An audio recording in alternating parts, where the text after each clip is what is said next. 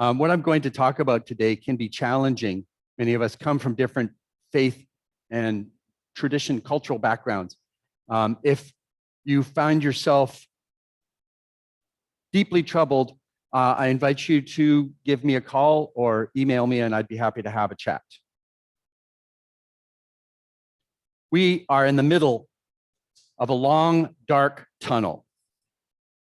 We have been in this tunnel for a while, even though sometimes we do not want to admit this to ourselves.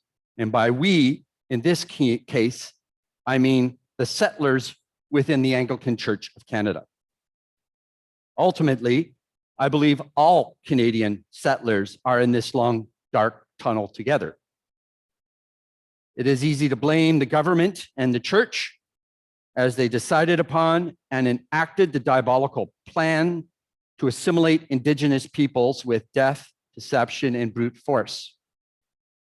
Yet, if the racism that had made this plan viable to the church and government had not been widely accepted in the settler culture at large, this ugly course of history would never have happened.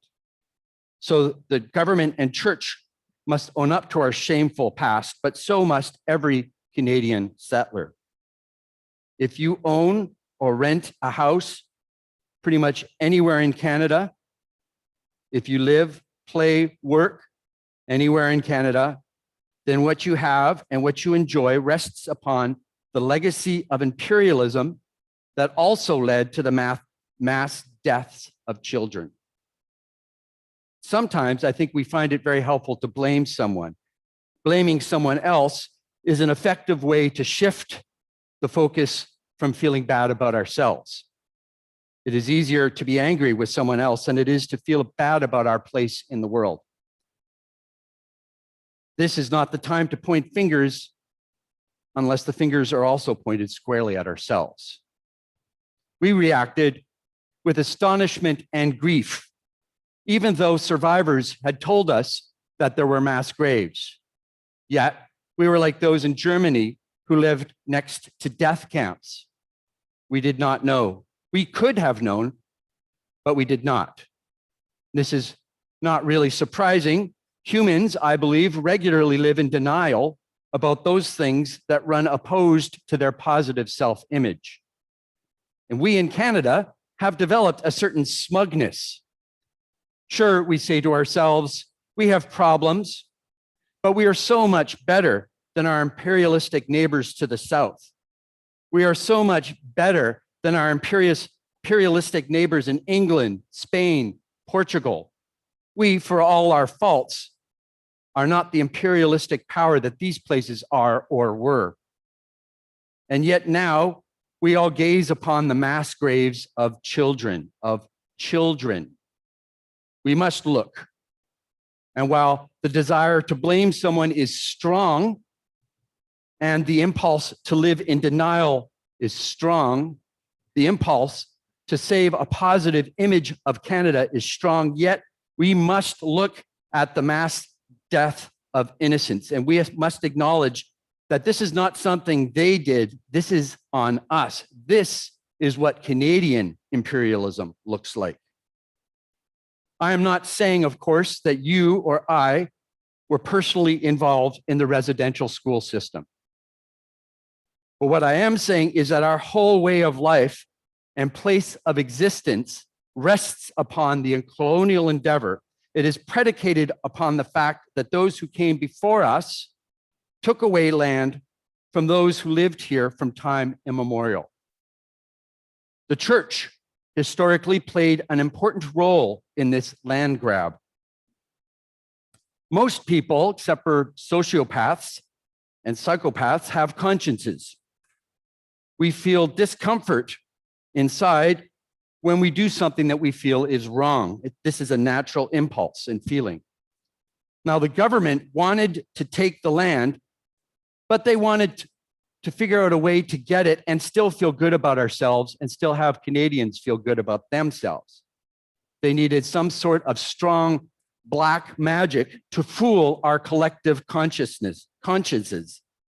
And this is exactly what the church provided. The church said it had the message that would do this.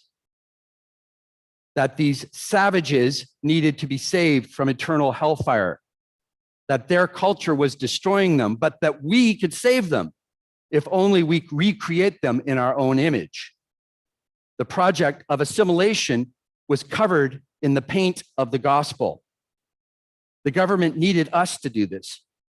The government back in the day was, after all, primarily Christian, and they needed to justify their policies of theft and displacement in Christian thinking. They could not provide an ideology that was up to this task, but we in the church could, and we did. We turned the gospel of grace into a means of rationalizing murder and theft. So where does this leave us now? It leaves us in the middle of a long, dark tunnel. Now, I would like to say that the end of this tunnel is in view, but it is not. It is quite a ways off in the distance. 3 weeks ago, a mass grave with 215 children was found. We were all shocked and we were all dismayed. Now, just as this dismay and horror began to dissipate, at least for us settlers, a more horrible discovery was made, and then other discoveries continued to be made. After the 215, there was 100 plus in Brandon, and now 751. And we were just getting over it. Getting over it, of course, is only something that we as settlers could do. Indigenous families and communities impacted by these discoveries, they don't ever get over something like this. And I suspect 2 or 3 weeks will pass, and some of us will start feeling better again. But then another mass grave will be found, and then another, and then another. We are in a long, dark tunnel, and the end of this tunnel is a long distance off. Now, some might say, but these mass graves were at Roman Catholic-run residential schools, not Anglican ones. Mark my words, it is only a matter of time until mass graves at Anglican-run schools also come to light. Now, am I suggesting that we head down the road of our lives or through the tunnel, to use that metaphor, just feeling bad about ourselves?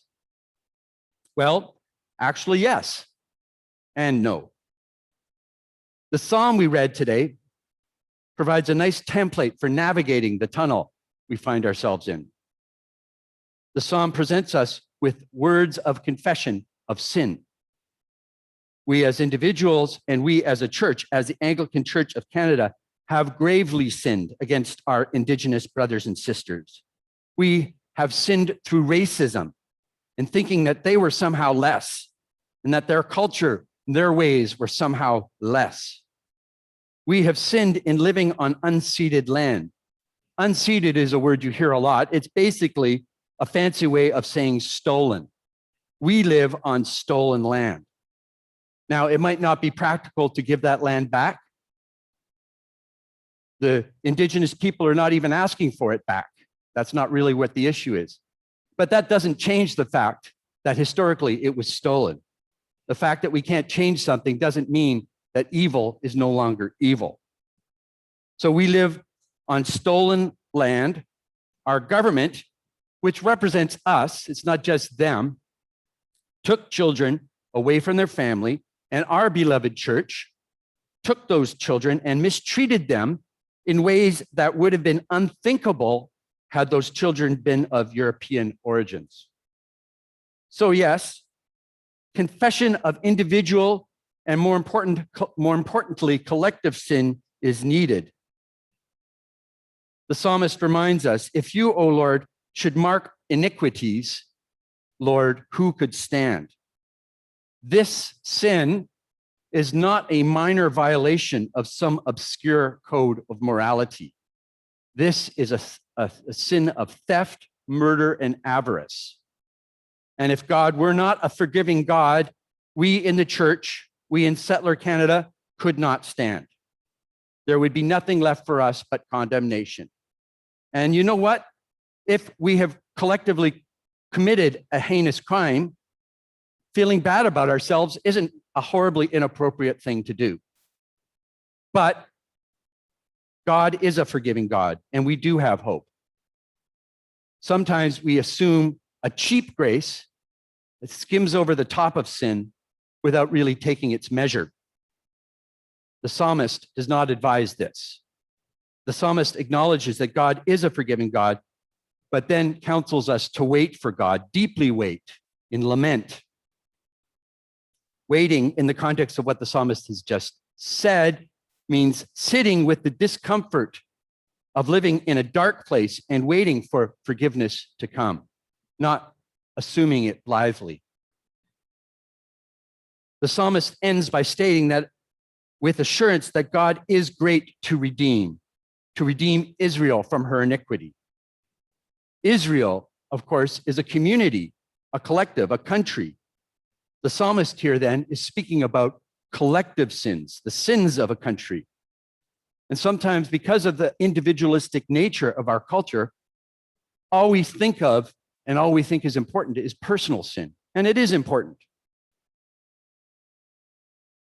And we can quickly say, well, I'm not guilty of residential schools from an individual sin perspective. And you were probably right.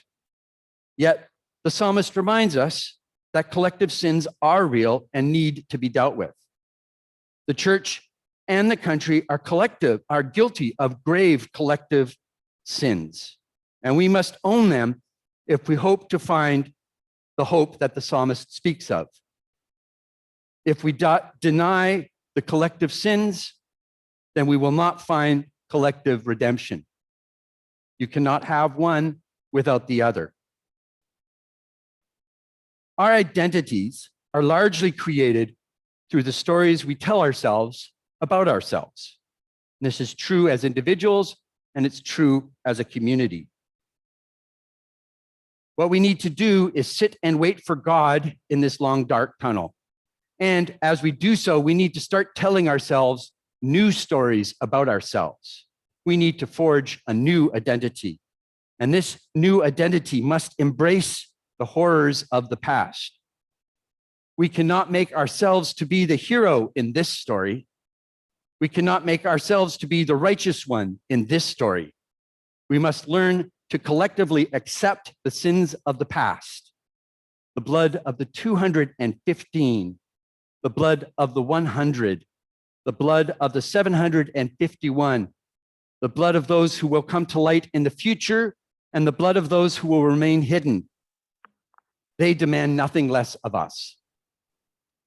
Now, our church has apologized. This is good, and this is necessary, but this is not enough. Some well-crafted words by a bishop here or an archbishop there will mean nothing if we, the people in the Anglican Church of Canada, do not also do the work. So we are in a long tunnel, and at the end of that tunnel is reconciliation. God is with us in the darkness. Let us move forward together as a community towards the light.